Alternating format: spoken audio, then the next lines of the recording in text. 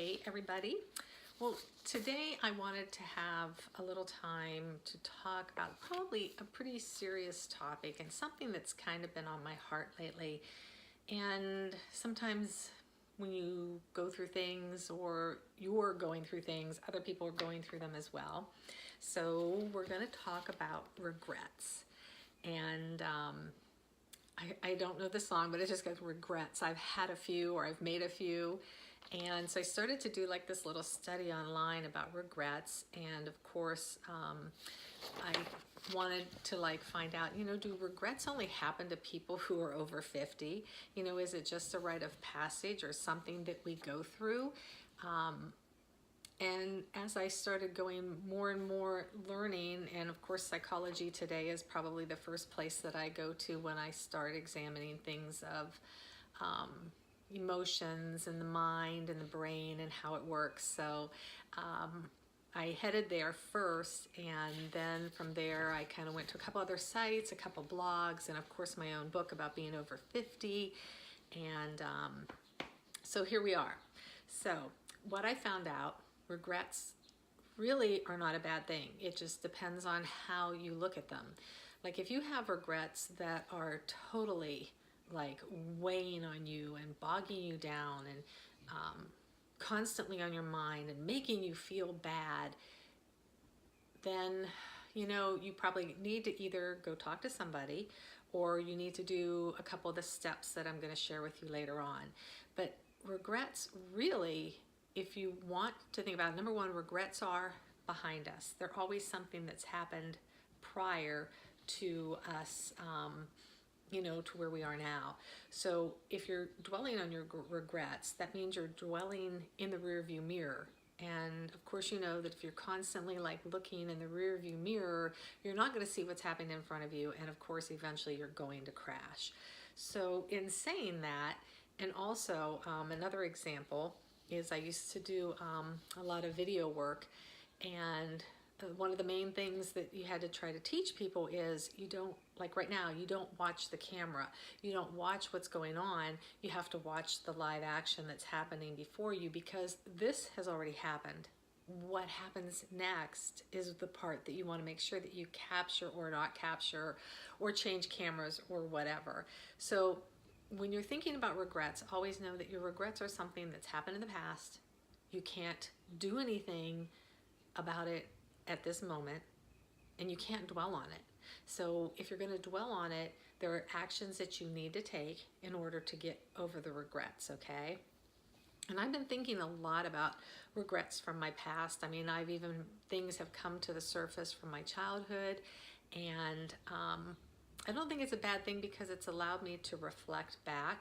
It's allowed me to see where I was, where I am now, where I'm going, and those kind of fun things. And so I've written a few things down, and obviously not all of them. And I find it interesting that when you start thinking about regrets and you start thinking about things that you have done wrong or made mistakes or made misjudgments about, that it's like your subconscious like just digs them all out and just starts bringing them into the foreground. And I think it's a good thing because it's it's like refreshing, And I'll tell you a story.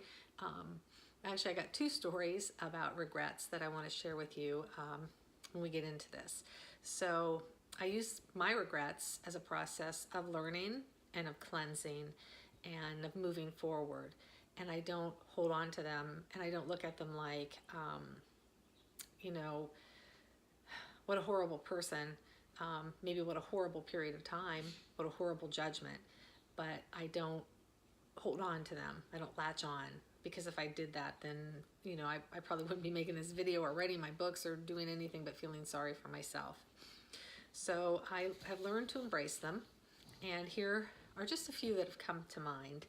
I thought about that guy who used to hang out above my bedroom window when I was little, and not little, like when I was a teenager.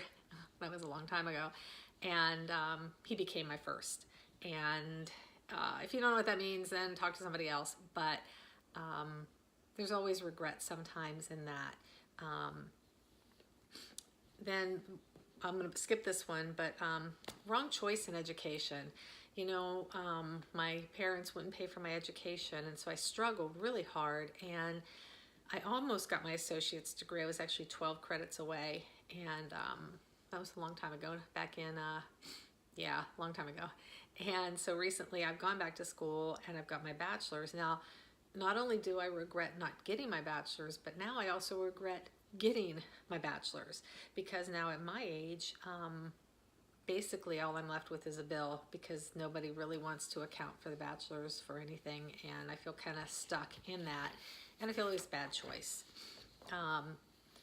The item you just had to have. How many times do you have to have an item and you get it, and then there's such regret after you get it? You look at it, it didn't mean what it meant. It doesn't have the same meaning attached to it the whole time you were wanting it.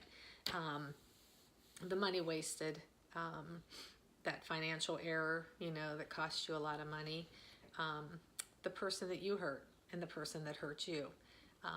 Always a lot of regrets there when we're dealing with other people. The words we've said and the words that we've had spoken to us. Sometimes those are the hardest, to get those words out of your head. I have a book that I've been writing for a long time, but I will share a bit of it. While I was being raised, my father always told me, I was adopted, and so he always told me he would have rather taken twins than taken me, and that pretty much I was worthless and I would never amount to anything. And for the longest time, I lived under, that umbrella of worthlessness. And it took me quite a bit of mental, I would have to say meditation and positive speaking and positive affirmations to take that, finally get that off of me.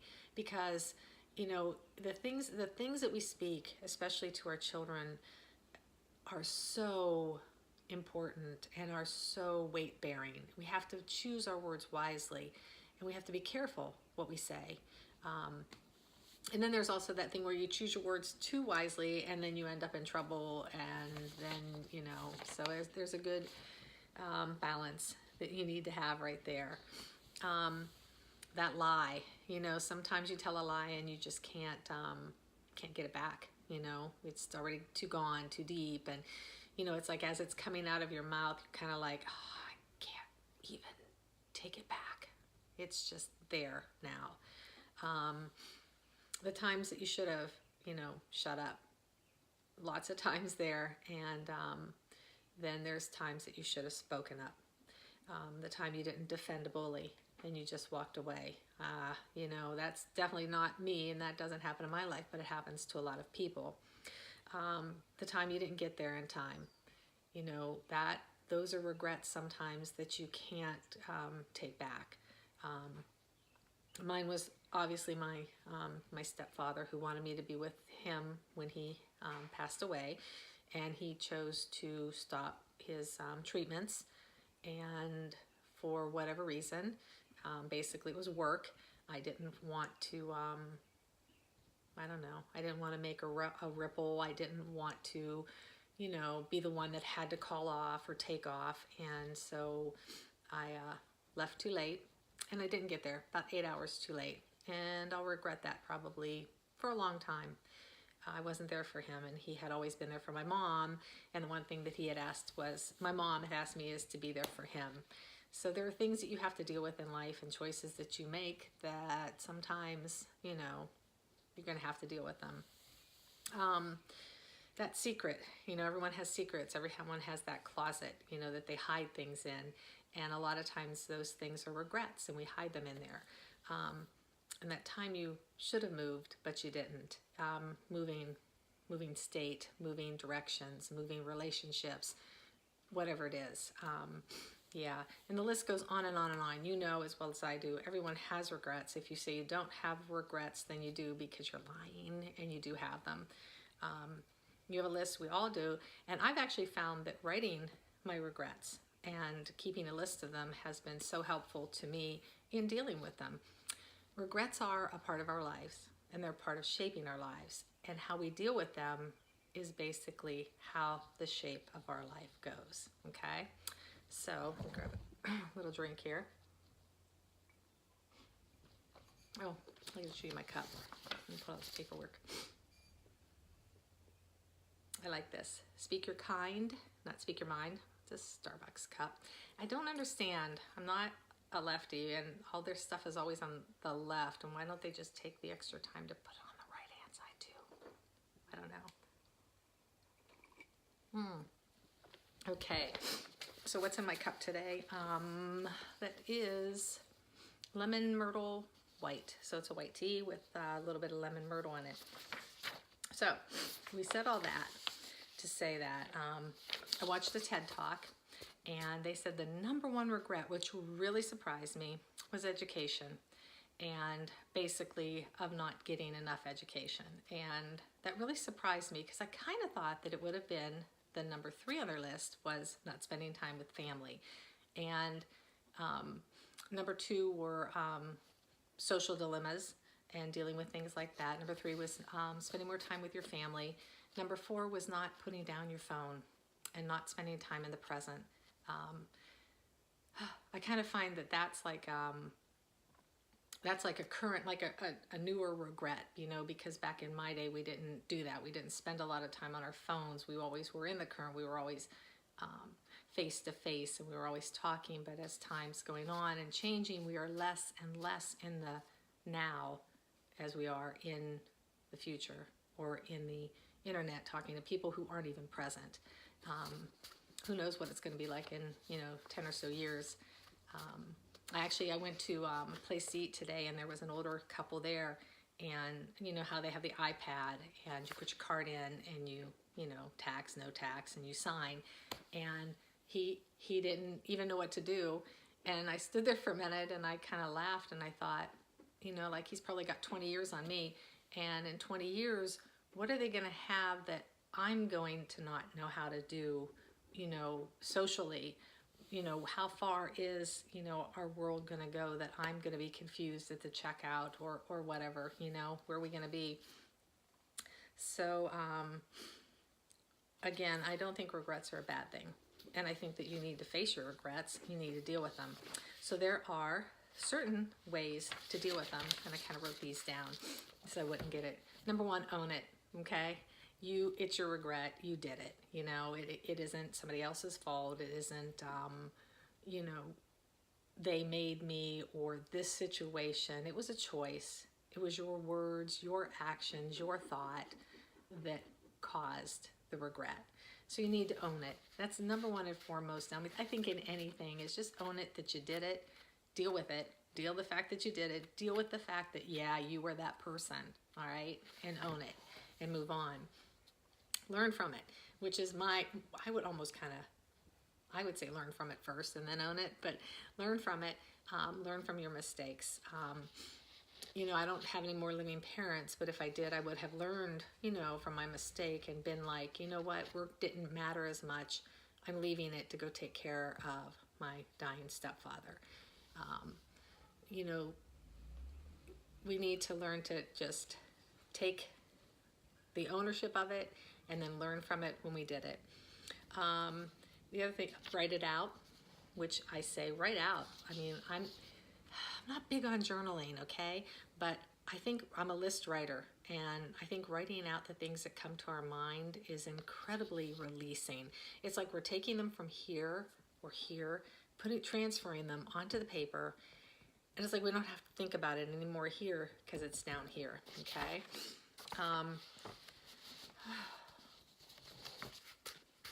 I would have to say probably my next one would be do something about it.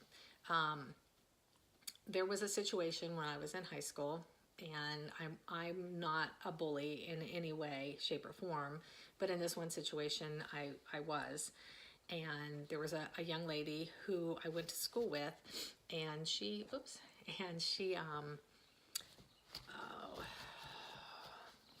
I don't know.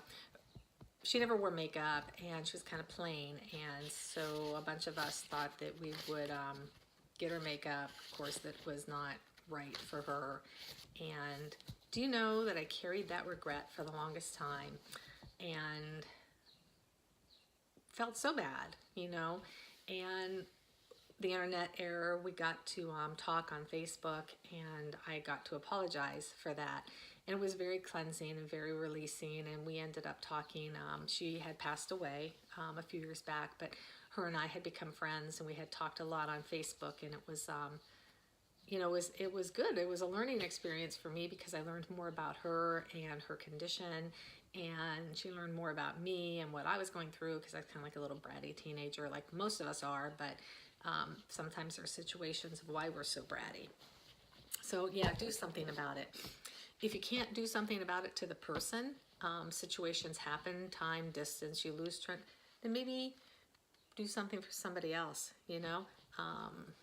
say if it's something involving a school, how about volunteer at a school, and read to kids or help kids, or do something if it happens to do with maybe the disabled or something like that, then do something about it, if it has to do with racism, do something about it, get around people, talk, ask questions, learn about diversity, take a course. There's all kinds of things that we can do to release the negativity of the regret that we have. So we want to do that. So some of the things.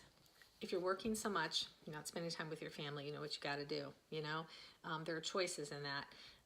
I work 12-hour days, but I don't work every day. So I try to take the time that I have, and if my kids say, hey, you want to go out to eat? Yes. Doesn't matter. Do I have something to do? Probably. But I'm going to go out and I'm going to spend time with them, because you know what? Eventually, I'm not going to have that time, because they're going to have their own families, and they're not going to have that time to spend with me as well.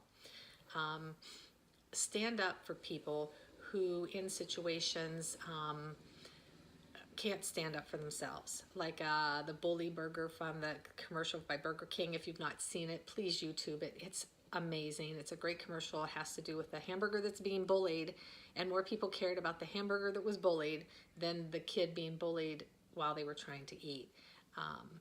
Stand up for bullies, stand in the way. Man, don't let that stuff happen. There's a great video on YouTube, and I shared it earlier up before the video. Watch it. It's amazing. And even though people said that they handled it correctly, I don't think they did. I think that they should have stood up more for the man being bullied. That's just me, though. I think that they didn't allow it to go too far, but I think it went, I think there was a line that was crossed, and it was allowed to be crossed. Stay in touch with your good friends. Stay in touch with your childhood friends. I've got a few, Mark, Sandy, Joni, Judy, from friends back home, Debbie, Deborah, that I stay in touch with. I was a wedding photographer for some time, and I've got a few friends that I still am in touch with, people that I've shot their weddings or their parents, and we, still communicate on Facebook, and I just really, really enjoy that. Or something else. I don't know. I just kind of wanted to do this video, and maybe it's my way of dumping my regrets or my thoughts. Maybe your regrets are not having enough confidence, maybe there's some things in yourself that you regret that you need to work on, and, take courses in them, go to school, ask somebody that you can trust. Everyone needs that one person that they can go to, that they can tell them anything, and it doesn't go any further. Like the adage, Vegas stays in Vegas. You need that one person you can go to, and you can say whatever, and it's not going to go any further. It's not going to get, prayed about, talked about, or anything. It's just going to stay right there. Sometimes you just need to talk, and sometimes you need to be the person listening as well. So if you're not happy in your job, get out of it. If you can't support yourself unless you're working that job, then work that job and work on your side hustle until your side hustle becomes better at what you're doing. And so that's just my son Derek, who seems to always interrupt my videos. Wonder if he has regret. No, he doesn't. So if you want to be happier, then be happier. If you got things bothering you, let's talk about them. There's lots of people out there to help you. If you want to be a friend, be friendly. There's other things, that like having your kids, you know, there's a lot of regrets with kids and how we raise them, and how I look at that is, you know, we're not perfect and we're not perfect parents, but you want your kids to be more perfect than you, and you want their kids to be more perfect, and each generation should be better, not worse than the other. So I guess that's about it. I just wanted to pass on my thoughts about regrets to you, and other than that, you guys have a great day, and watch the video, go to the links up above, and definitely get the book. The book will help you too. Talk to you later.